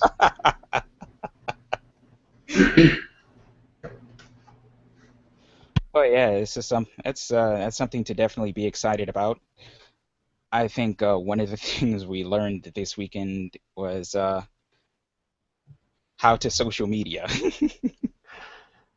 Yeah, we finally figured out, one, that we should social media a little more reliably, and two, how to actually do it. Yeah. Which has made the difference. One thing that I realized after coming home from the long convention is through all the pictures and the things that I took and noted on my Tumblr, not once did I tag anything to do with Inspire the Muse or Full Coverage Writers. It didn't even occur to me to even think about doing that. So I have noted that personally, and will make effort to make sure that I can consistently tag us when it's appropriate and when it is applicable. See, I have the easy method in that I'm the admin for all of our main social media accounts, so I just post through that. But Right, I'm so you're also already self-tagged. yeah, but I'm also trying to be a little more aware of all of us are now admins to a lot of these things, so I'm trying to end them with like by Charles, just so people know which one of us they're specifically interacting with.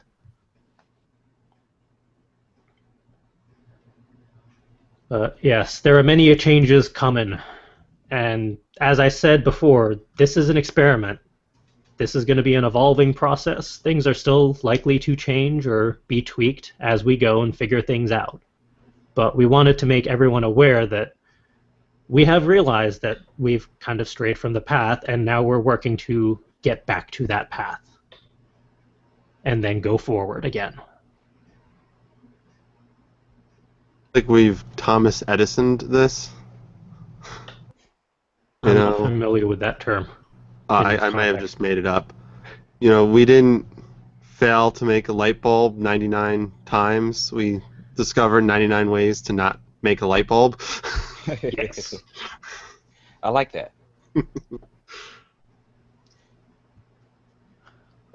Well, I would kind of adapt that to we did create a light bulb, but now we're working towards creating a better light bulb. We're working our way up to LED light bulbs. Yeah.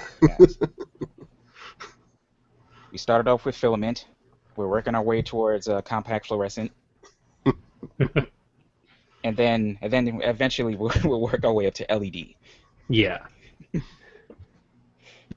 But we do appreciate when people provide their comments and constructive criticism to us because it also shows that we're doing something right, just not as effectively as we could be because they see there's a disconnect somewhere along the way and they're willing to tell us so that we can try to fix it. Because otherwise we're working more or less in a void with just the five of us.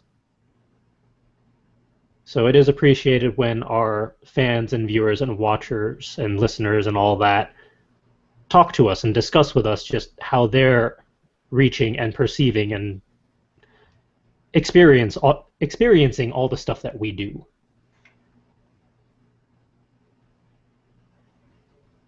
And as always, we always appreciate the support.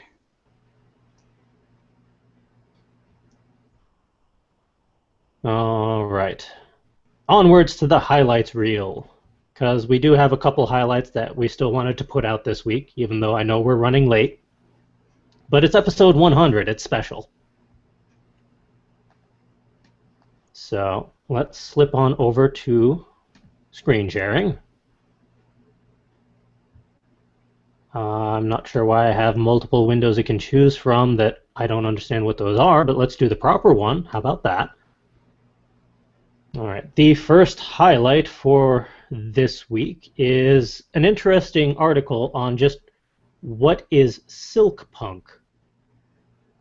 And that caught my eye just because, yeah, I'm pretty familiar with steampunk at this point, and I've heard of coal punk and figured out how that works. And there's cyberpunk, of course, but silk punk was new to me. So I thought I'd take a look and see just what that's about. Apparently, it's the Eastern equivalent of steampunk, so slightly different inspirations for the technology. Or like primarily East Asia, so like a lot of the stuff is organic materials like bamboo and paper and silk.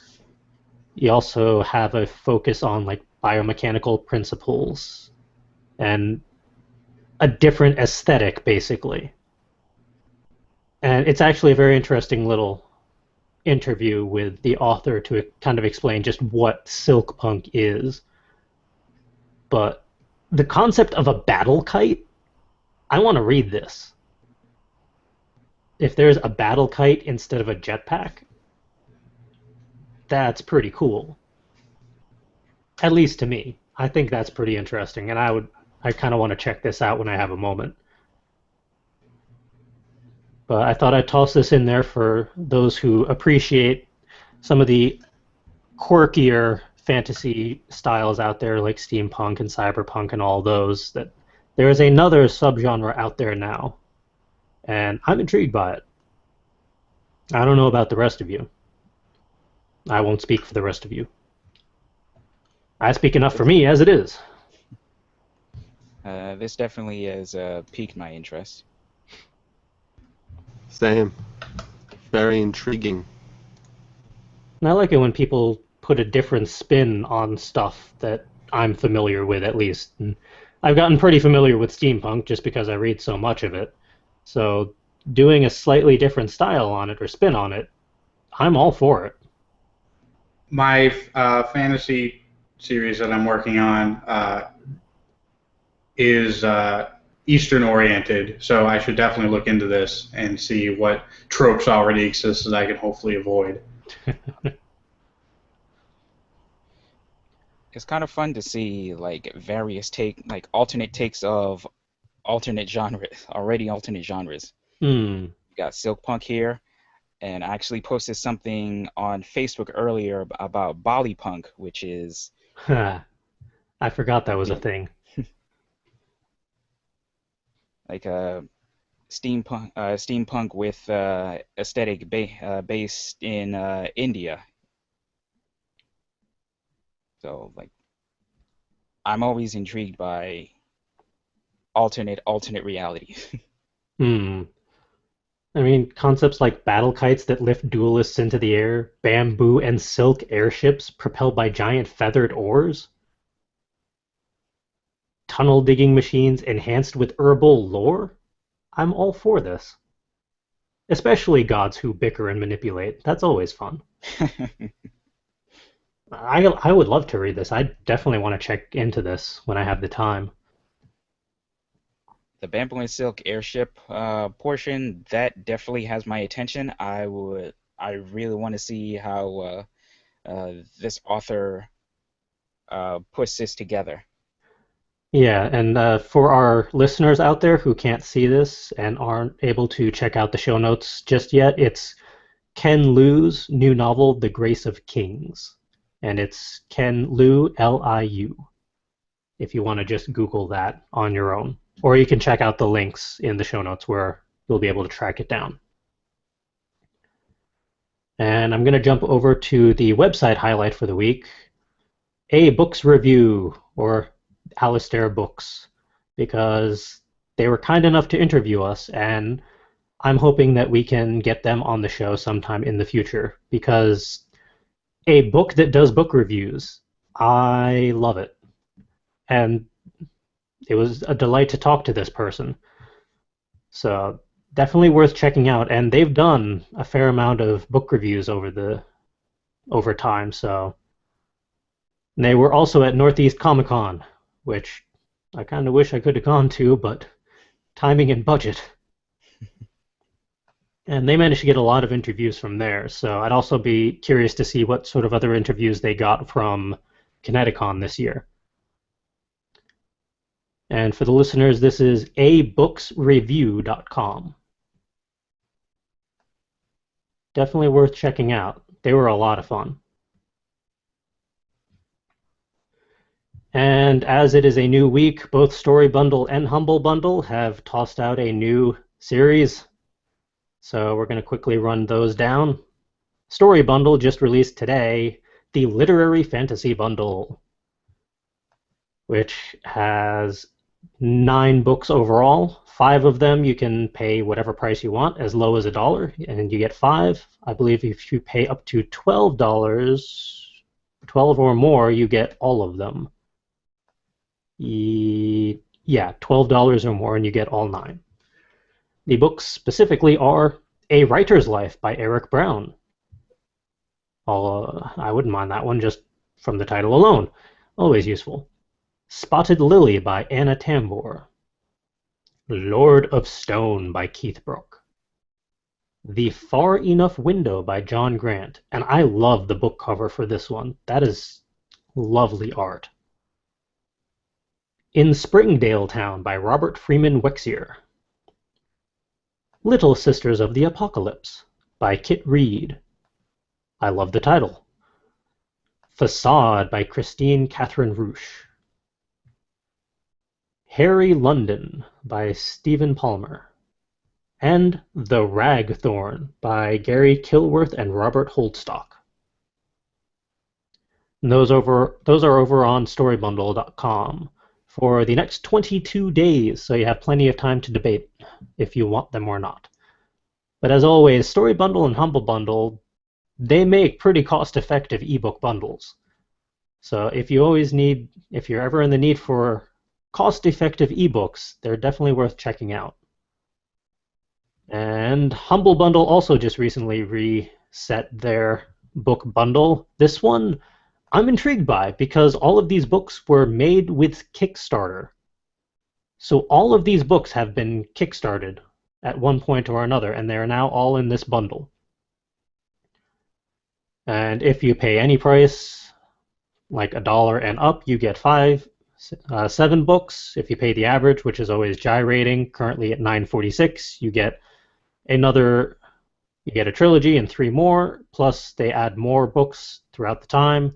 If you go all the way up to $15, you get the premium level with 4 other books. Going down the list, we have To Be or Not To Be by Ryan North. God Hates Astronauts by Ryan Brown. Imagined Realms Book 1 by Julie Dillon. Hollow World by Michael J. Sullivan. Help Fund My Robot Army by John Joseph Adams. The Big Feminist Butt, B-U-T, Shannon O'Leary and Joan Riley. And A Hero at the End of the World by Aaron Claiborne. Those are for the any price you choose range. If you do the average or above, you also get The Great Way trilogy by Harry Connolly, The Sleep of Reason, an anthology of horror by Spike Trotman. That one's right up Justin's alley, I would bet. That author sounds familiar. I know who she is. I've met her and she's awesome. Nice. We also got Steampunk World by Stephen Souse, which is up many of our alleys. And Nightmare Magazine number 33, also by John Joseph Adams. And not to cut you off, I may have just heard you wrong, but The Big Feminist Butt and A Hero at the End of the World looks like they're unlocked if you pay the average. Oh yeah, you're correct. Sorry about that. This entire level is if you pay the average. Thank you for the correction. I was looking more at where that text started and thought that was the cutoff. Don't know why. And that average level will unlock more books throughout the week or two, because that's how they roll. And even if you purchase it now and they unlock more books, you'll be able to get those books once they become available. So you don't have to worry about waiting until the last minute. Now, if you were to go all the way up to $15, you could also get Code Monkey Save World by Greg Pak and Takeshi Miyazawa. You'd also get Ava's Demon by Michelle. That one's tricky for me. Cheskowski. The Warden. Yeah, what you said. The Warden and the Wolf King by Andrew Peterson. And also Mother Russia. You get all of Russia for $15 by Jeff McComsey. Yeah, I apologize to authors. If you have a C and a Z or a J and a K in your name, I am going to butcher it. I have never been able to figure out how to pronounce those properly. Don't ask me how I'm able to figure that out. Just one of those things that I know how to do. I don't know. But yes, those are your highlights for this week. We only had a few of them because I knew that the convention review would run for most of the episode. And again, the links to all of that is in the show notes over on fcwriters.com under the Word Ninjas Live section for episode 100. Now we're going to round things out with the Productivity and Inspiration Station segment. I think because of this weekend, I kind of decided to go back and listen to our old school WNL episodes to see just how far we've come and just what was our style back then. And it was really worthwhile because I remember like even episode 1 being pretty rough. Like I really didn't want to go listen to it. It wasn't that bad. Like, we actually did discuss some pretty good things, and it gave me new ideas of stuff I wanted to follow up on or talk about.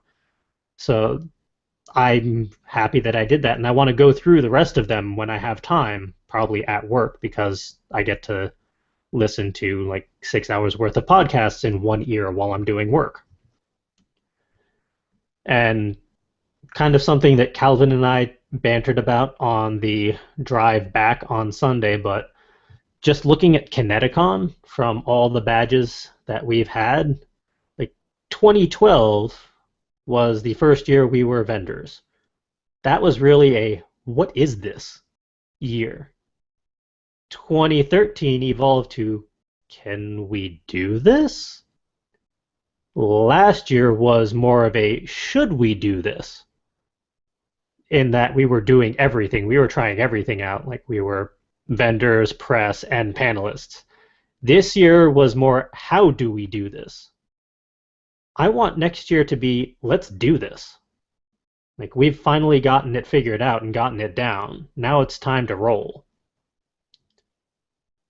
And that's really all I got out of this week beyond surviving ConnectiCon, because that was a good portion of the last week, to be fair. But I think we've covered that enough at this point in this episode. So up next would be Will. Amy. Well, let's see. Aside from the awesomeness that was ConnectiCon and partaking in all of that, I completed the Not Suitable for Word Ninjas podcast for this month, which should be going up today if it's not up today already. That's a Calvin question. Within the hour. Within the hour. So it'll be up before the end of the day. An entertaining one where Calvin and I fiddled around in our Minecraft server. It's audio only because video shenanigans. I'm really looking forward to listening to that because I haven't listened to any of that audio. And I've been hearing about it for a while now. So I'm curious as to just how that all went down. Highlights are TNT doesn't work underwater, bigger is better, and we can't sing. That'll be fun to listen to. And for our viewers and new followers, all of that is on the iTunes feed. If you look for the Inspire the Muse feed on iTunes, it's the master feed for both this podcast audio stream and the Not Suitable for Word Ninjas podcast stream, which is all of the audio shenanigans that don't make it into a live show. Because we have a lot of new followers all of a sudden, so I should probably clarify that. Yes. Check out our monthly Not Suitable for Word Ninjas podcast. But it is NSFN for a reason. Those Yes. are uncensored. NSFW. Yeah. It's an NSFN. They're both. Nah. Close enough. Not suitable for work, not suitable Ninjas. for ninjas, not suitable for word ninjas. Not suitable for anyone, but we listen to it anyway. Other than that, I've spent my time fighting back against life and all of its combustible lemons. They'll die down eventually. Soon, it seems. Hooray! I have a cat. Hooray, Hey, cats! kitty. Oh, he came to say hello. Just for episode 100.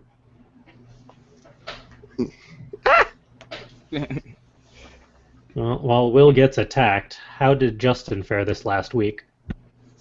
Well, so I'm on vacation. I've been on vacation since Thursday night.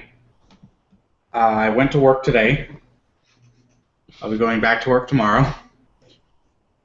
And I'll be flying out on Thursday for the vacation proper. And I'm sure I won't have to do any work while I'm actually on vacation. No, not ever. No, that wouldn't be a thing. Let's see. So after ConnectiCon, I had a friend come over and help me clean out my basement and kind of just reorganize my whole house because the wife's away, so I get to do that kind of thing without her looming over my shoulder, making sure I don't throw anything away that she wants. For the record, I didn't throw anything away that's hers, except one thing. She'll never know it's there. I've had a Tumblr resurgence since the con. I have followed a bunch more people and started posting stuff regularly, even before the convention. So I can now pimp my own feeds again. Uh, and I saw Jurassic World, Nice. and it was it was good. I wouldn't say it was great. I was impressed with what they were able to pull off with CGI. I would have still preferred more practical effects, but I understand the expensiveness of that kind of thing. But the CGI was extremely well done and realistic and full daylight stuff. The lighting was well done. The textures were fine. So from a technical standpoint, it was good. It was emotional.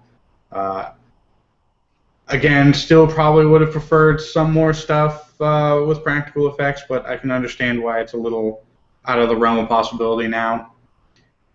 Uh, and there was just enough level of violence, and it was very well paced with the kills. Spoiler alert: people die in this movie. A lot of people. And dinosaurs. Yeah. There's quite a bit of dinosaur killing, dinosaur on dinosaur action, uh, in killing. Want to be clear. Uh, so yeah, it was fine. I ended up. So the website for the mall said that there was a 2D version playing at 1:30, and that was the one I was going to go to. But when I got there, it turned out that movie time didn't exist, and the only time it was available was at 2:30, or no, at 12:30 for the 3D version. So I ended up stuck with the 3D version without my glasses, and my 3D glasses were a little messed up and a little out of sync. So I'll have to go see it again for the HD experience because everything was just a little too blurry for me. But yeah, so I was productive and had fun this whole weekend and up to last week. Good. And I'll be doing a lot more productivity and fun next week while I'm on a plane, and I'll be in airplane mode, so work can't call me. And how about Calvin?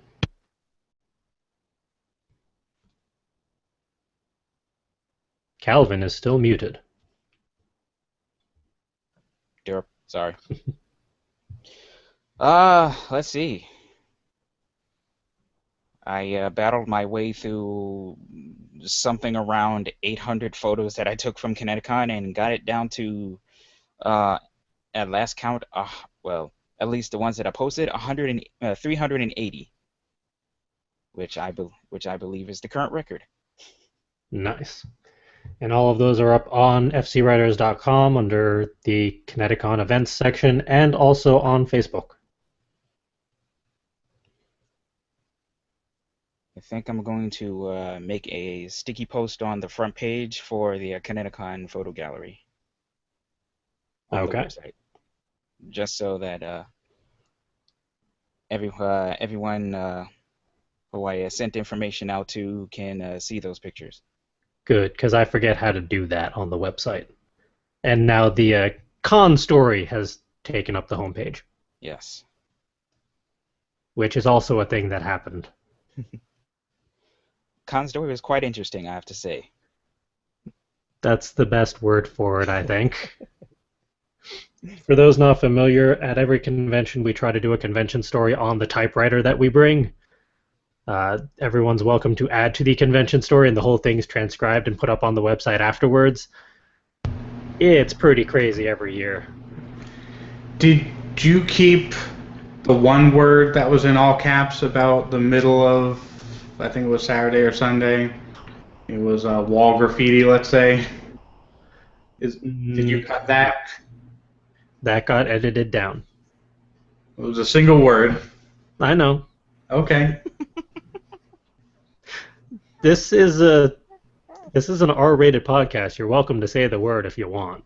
Okay, somebody at some point just came up to the typewriter and in all caps just wrote penis.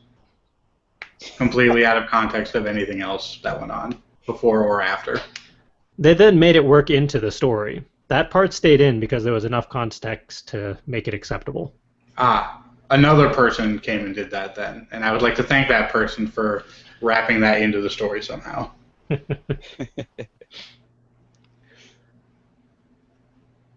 Let's see. At some point, the website caught a case of the plague, and it was thankfully brought to my attention in a timely enough manner that I was able to sniff it out and get rid of it. So apologies to anyone that went to the site and uh, ended up getting redirected by some weird funky link that was sitting on top of our correct links. Apologies about that. That's taken care of, and the site is back to the way it should be. And thank you for being with us on that one. Well, someone had to get con plague. I just never factored in the website as an option. Mm. Like Monday, I thought I was coming down with con plague because I was just like I woke up like really stuffy and like sinusy, but that cleared up after I woke up and got the cobwebs out, thankfully. That was probably more sleep deprivation than anything else. Yeah, you might be right, especially given what time I actually got home. Yeah, you definitely had the longest trip out of everyone. But definitely worth it. Definitely worth it. Let's see. Because of ConnectiCon, I rediscovered a voice that I lost like long, long ago. It was just like I don't know, just being re-energized by just letting opening myself up to um, exploring, meeting new people, talking to people throughout all the photos I took, and the very bold step that I took to get that interview with Maurice LaMarche. Like I found a part of myself that I hadn't seen in quite a while. So that's something very special to me, and I'm gonna try my best to continue to hone that voice and let's make it louder and make it go from a little squeak to a roar. And finally, something outside of ConnectiCon, I completed the AkaiCon promo for Infinity's Light. So Hooray! that's up on YouTube and the Infinity's Light Facebook page. So you guys check that out when you get a chance. Now to do everything else for a KaiCon. Hmm. We'll get to that when the time comes, which is soon. Soon. But yeah, that's been my week. Pretty damn good week, I gotta say. Hmm. And speaking of a KaiCon, that's the next event that at least two of us have coming up next. Because AkaiCon is August 7th to 9th, and that's the next event that Calvin and I are attending to be press with OTP Manga and the Fairy Tale podcast crew. That's going to be all sorts of fun, not Mm. counting travel logistics. That's going to be a little quirky, but Mm. we'll make it work as we do. Yes.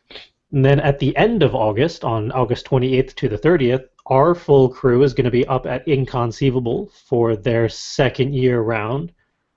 We were able to go there for their inaugural year, and we had a blast. So we're really looking forward to see what they do for year two. And see, myself, Calvin, and Justin also have press badges. So we're going to be covering all sorts of shenanigans that go on there, from photos to hopefully recording some of the panels and events and whatever else we can do. And then rounding out our convention year is Hartford Comic Con in September on the 5th and 6th, where our full crew is going to be there as vendors, and I'm going to be attacking them for press logistics at this point. I want to pin that down, whether it's a yes or a no, but preferably a yes. I would like confirmation. So I'm going to be pushing for that because their guest list keeps on getting more ridiculous every day. But hopefully we can make that work. I'd love to make that work. I'd like to round out our year with one more press opportunity, but we'll see. But that is a show. That is everything we have to talk about this week and everything to cover. So with that, thank you all for joining us. As always, if we have entertained you in any way, shape, or form, you can subscribe to our YouTube channel, where you can watch, comment, and thumbs up all of our various shenanigans, and check out how we're changing things up going forward to see just how does that work? Does it work? Or do we find something else to play around with? All that good stuff. If you want to chat with us on social media, we're over on Twitter at FCWordNinja, and we also track the hashtag WordNinjas. We're on Tumblr, fcwordninja.tumblr.com, and of course over on Facebook, facebook.com/fullcoveragewriters. Follow us, like us, post questions and comments and queries and everything else. Converse with us. We like talking to people. And we have mentioned that the Etsy store was on vacation mode. We brought it out of vacation mode to sell and promote our new ebook and audiobook bundle. I am going to leave that open and running, but I will be covering the Etsy store for the foreseeable future at the moment. So if you're curious about any of the shiny baubles that we're selling at conventions, or want to check out the new ebook and audiobook that we've put together since last week, you can check out the Etsy store over on etsy.com/shop/fullcoveragewriters. And if you want to track me down, your best bet is to find me on my personal Tumblr, which is fancypantswolf.tumblr.com, and occasionally on the Fairy Tale podcast as Makarov, which is 10 p.m. Eastern on their YouTube channel on Monday nights. Where can people track down Will as he is being pelted by exploding lemons? When not ducking in a bunker, you can usually find me on my Tumblr page at darkhom.tumblr.com. That's DARKHOM. I'm pretty much on there all the time, lurking at the very least, so you can contact me there and I'll eventually see it. If you're curious about information on My Roommate's a Stripper, you can check out myroommatesastripper.tumblr.com, and if you want, you can support me on my Patreon page at patreon.com/darkhom. And where can people find Justin while he's on vacation? You can find me on my personal website and Tumblr at mechanicaljustin.com. I have recently enabled my Twitter MJ Periscope, and that is going to be used strictly to broadcast when I'm on Periscope, which is a new app by Twitter where I am going to live stream myself doing things. I'm not sure what I'm going to do with it yet, because I just literally did this like 20 minutes before the podcast.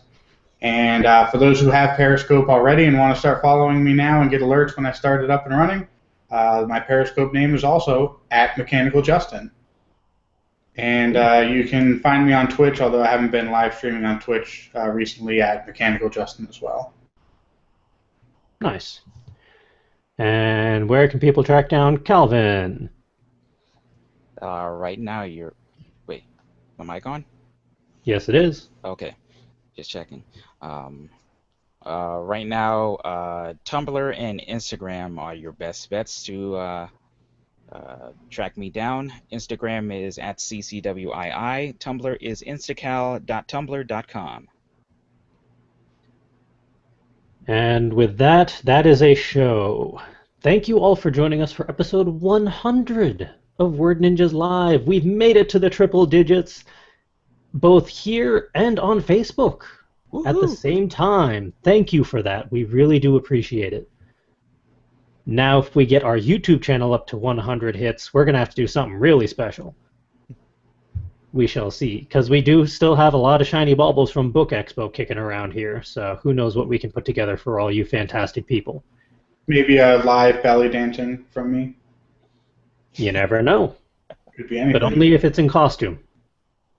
It'll be a costume of sorts. More or less. Less of less. Until next week, thank you again all for joining us. And until next time, go do something creative so we can talk about it next week. Yes. Have a good night, everyone. Take care. Bye bye.